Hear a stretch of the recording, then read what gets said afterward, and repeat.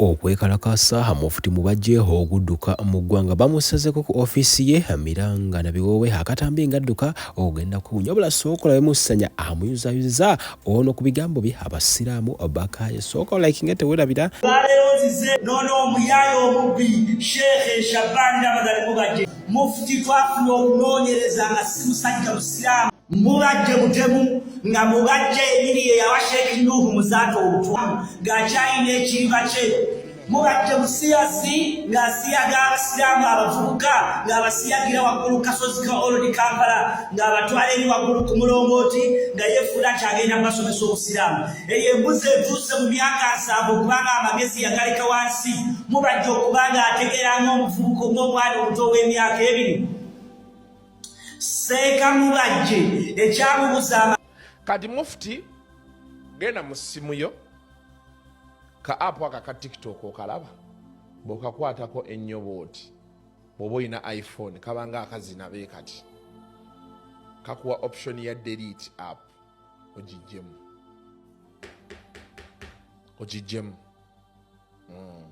You know, it is bad when we have our leaders saying such things, and for me it's really what pisses me off at a time when unemployment is at its highest. Gwomanyi Abasiramu bameka abali ku TikTok okwo abakyusiza obulamu bw'abantu waliwo oli omuvubuka ali muzungu alina abanaku bayamba on a daily ali muzungu sente azikuŋŋanyiza ku TikTok kwateeka ennamba ze abamuwaayo ne bamuwaayo n'ayamba n'akyusa obulamu bw'abantu tosobola tuga nti yaba idolers. We can't be having such leaders. Yensonga waki bali abagamba nti obesibyeko bwesibye ekisanja kyo kyaggwako bayinza okuba batuufu. Because how do we have a leader who cannot appreciate singa Mufti atugambye oba akomye wali nti regulate notunuulira wallahi shaitani Mubajje tumugamba mu Abasiramu bwe nabiganye tugamba nti Mubajje bw'anaabeerawo ku maanyi ga mikwano gye awanu shaitani mikwano gya shaitani bwana abalemeddewo awo ng'alemeddewo tetujja wabula balindirire ekinaddirira ekyo nkyogera ne bantwala mu mahkama al-uliya ne bantwala mu supreme court mu high court mu kyengenda okwogera mbagambe tetujja kuweera okujjako nga Mubajje akutte kuba ave mu bintu by'Obusiraamu ate atuwe emaali y'Obusiraamu tajja kunnumba bw'atyo ng'embuzi yasize ekibya atambule ateeko tuddize emaali yaffe baŋŋamba kyagula ekizimbe wano awo ng'oyambuka awo awawe najja n'akumbi sima baali batundirawo nkoko sibimanyi. My name is Professor Florian Hummel. I'm Vice Rector at IU International University of Paris. nkoko sibimanyi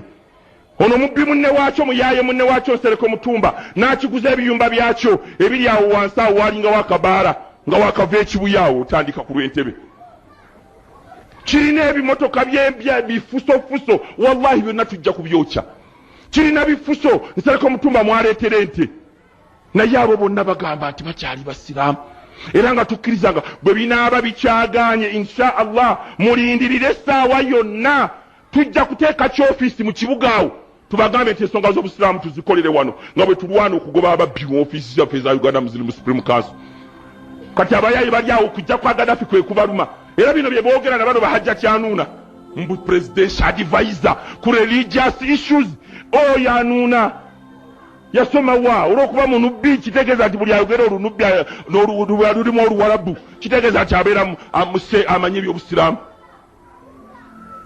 Ye ekizibu kyanuuna gwe mulaba oyo yagamba nti ekizibu kye byali bigambo bya Nuh Muzata bate ebiseera ebyo nga tanaba kubanga afa kati ebigambo bikyayongera okubanga Bannayuganda babitambuza kyemmanyi bikoze bulungi wabula awo maaso akatambi nga afuutula emisinde wamagwe ogenda kubunya wabula kkiriza nkujukize aba potential organic products era nga bano bayina products kati olwaleero nkuletedde ekyogo my goodness ekyogo ky'omukisa akugamba ekintu kimu ky'obakola genda ku namba ya 31 eyo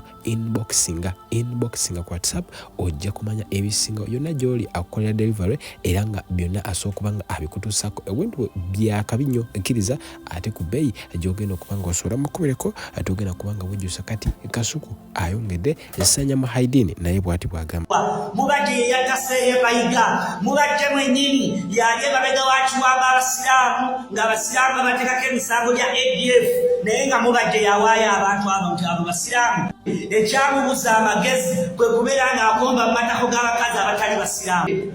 takyalina Sheikh oyo namugoba Mubaseeka nga namulabye ng'asinziira ku bizibu Uganda byetubiddemu abantu naddala nga ffe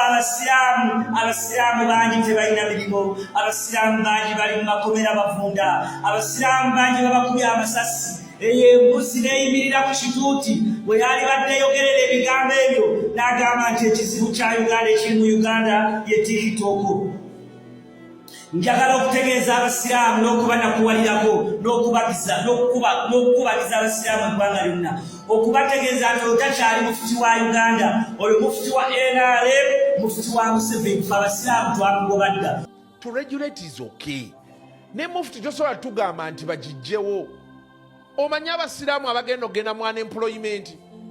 omanyi abaana abadde batundirako hijabu sima ya abaya biki kuzina ennaku enkulu. Assalamu alaikum wa rahmatullahi wa barakatuh. Amanya n'eddoboozi Haji Abudu omusomi w'edduwa nkola ku nsonga ez'enjawulo emirimu nga gikutataganyeko ebyenfuna byo nga bidobonkanye ne oba oli bweru wa ggwanga emirimu gyakucankalanako jangu kusomere ku dduwa okuva edda nedda edduwa zaabaawo edduwa zisomibwa omuntu n'oterezebwa mu mbeera yonna ebadde ekusibyeko akanyaaga. Nina ekyoto kye nsobola okukumira wadde oli bweru wa ggwanga nga toli kumpi wano n'ofuna omukisa ogwo nawe n'osomerwako ku dduwa nga nkuteddeko n'akabaani Allah ajja kukusaasira ajja kukwanukula. Kuba ku nnamba yange y'essimu 075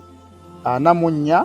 71 56 ne ku WhatsApp kwendi mpereza obubaka sobolo okuyamba. Assalamu alaikum wa rahmatullahi wa barakatuh. naye embuzi mu kifo kyeyaliyogedde ku bintu ebiruma ensi kyatewali nekiŋaŋalanga ekisajja kye bakeera okusiyaga nekigamba nti ekizibu ky'ensi eno ye TikTok. Mubajje embuzi gwe kisiraane gwe mazi kyana kyamalaaya gwe magombe gwe tolowooza nti eno ensi ogenda gikungula otuuza ebintu by'obusiraamu tubusiriikiridde Museveni yakusibye mu buyinza naye njagala okulabula gwe ne kitaawo Museveni nti temugenda kumalako eno ensi eyina nnyiniyo eno ensi ffenna tuli baakukivaako. Mubajje wadda Sheikh Muzata Mubajje gw'oli emabega wakikuta Abasiraamu ebintu ebyo twabisirikira era wano wensinzira n'enkunga ensi yonna okuvaayo okwogera ebibi bya Mubajje musiyazi Mubajje munywa amwenge Mubajje ali embisi Mubajje akomba mubira bw'abakazi abatali Basiraamu eyo kyana kyamalaaya gwe kisiraane gwe matako gwe mazi wumbwa togenda kumala goze kankubuulire twagala okomyewo ebintu by'obusiraamu byonna by'ozootunda emizikiti gyonna buli kimu kyonna ky'ozootunda ekitali kikyo. Anti ate Gaddafi omugenya ajja kujja bano bonna baminisita abayaaya abo bonna bye boogera mpusima Gaddafi agenda kujja gwe oba otwala muzikiti gwatwale mulimu ki tuba tetusaala naye nga Gaddafi ng'omuntu mugamba nti ye tumwebaza kye yatukolera. Naye mbaga nti bwe kinaaba kyetaagisa kubeera nga tumuvayolatinga aleme kubeera nga ajja wano olunga balemezaawo Mubajje